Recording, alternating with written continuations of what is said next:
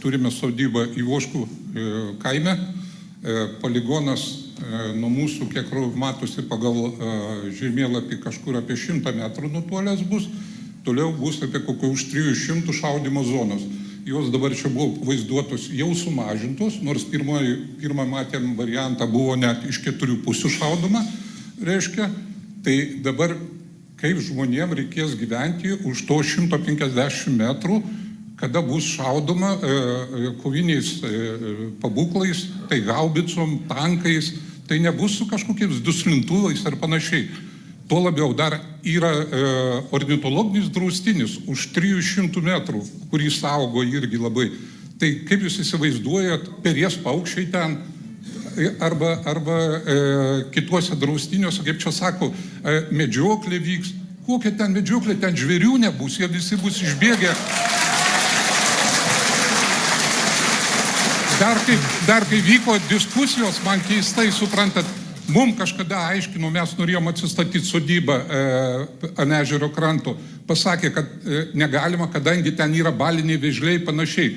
Dabar, kaip uždavėm šitą klausimą, kažkodėl gamtininkai net parašo nesąmonė, ten nėra jokių vėžlių, ten nėra jokių, suprantat, kurtinių.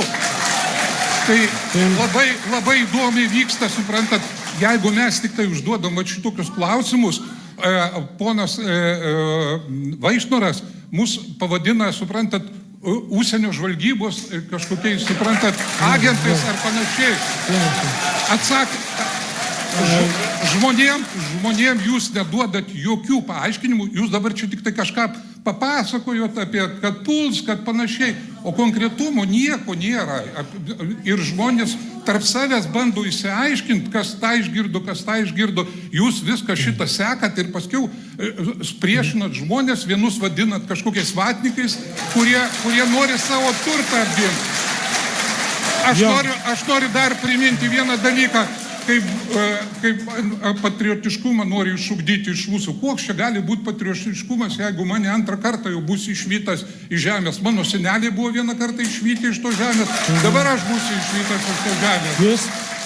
Ačiū labai už klausimą. Žiūrėkit, ačiū labai už klausimą. Ir dar noriu, atsiprašau, kompensacija niekaip neatstos mums tą, ką mes ten įdėjom ir kiek mes ten sumokėjom už tos sodybas, žinokit. Gerai, ačiū labai.